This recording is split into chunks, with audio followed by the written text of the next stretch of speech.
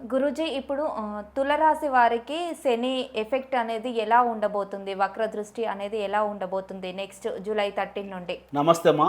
So ఈ తులారాశి వారికి చూసుకున్నట్లయితే శని మనకు పంచమాధిపతి అవుతాడు. ఈ తులారాశి వారికి శని పంచమాధిపతి అవుతాడు. కుంభం పంచమంలో కుంభం అవుతుంది పంచమం.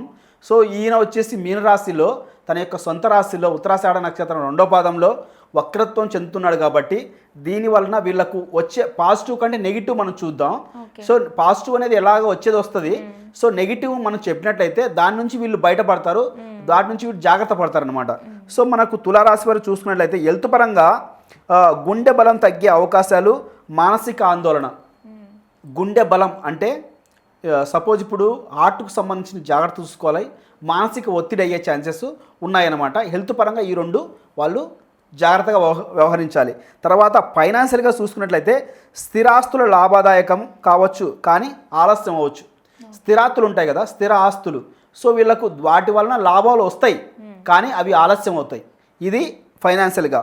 ఫ్యామిలీ పరంగా చూసుకున్నట్లయితే తల్లిదండ్రులతో విభేదాలు, కుటుంబంలో కలహాలు.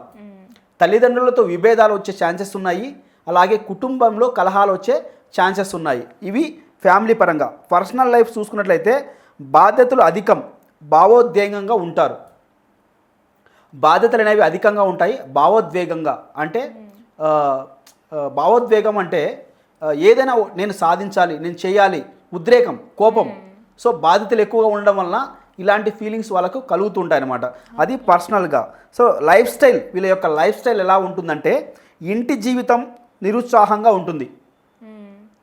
ఇంటి యొక్క జీవితం అనేది నిరుత్సాహంగా ఉంటుంది, అంటే ఉత్సాహం లేకపోవడం, అలాంటివి వచ్చే ఛాన్సెస్ ఉన్నాయి.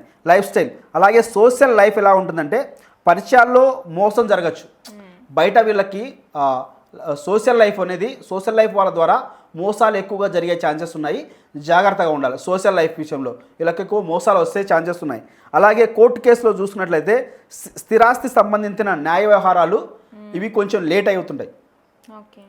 స్థిరాస్తికి సంబంధించిన న్యాయ వ్యవహారాలు ఏవైతే ఉంటాయో ఇవి మాత్రమే అవి లేట్ అవుతుంటాయి. వాటిని కొంచెం జాగ్రత్త చూసుకోవాలన్నమాట.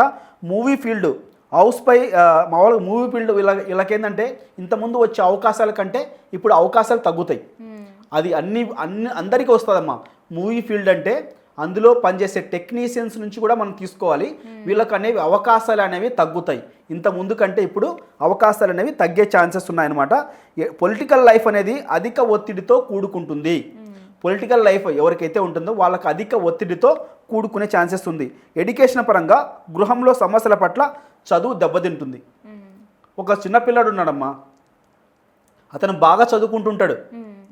సో సడన్గా కుటుంబంలో సమస్యలు ఎదురవుతాయి. చదువు మధ్యలో ఆపేయడం కానీ, చదువుకోవడానికి ఇబ్బంది పడడం కానీ జరగచ్చు. ఎడ్యుకేషన్ పరంగా అవి అందరికీ వస్తాయి.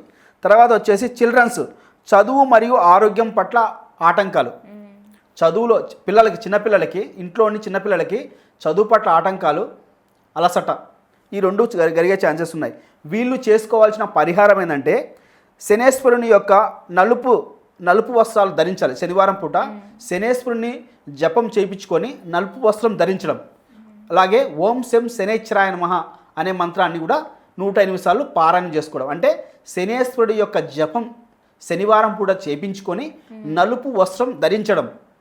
అలాగే ఓం శం శనేశ్వరాయ నమః అనే మంత్రాన్ని 108 సార్లు పారాయణం చేసుకోవడం.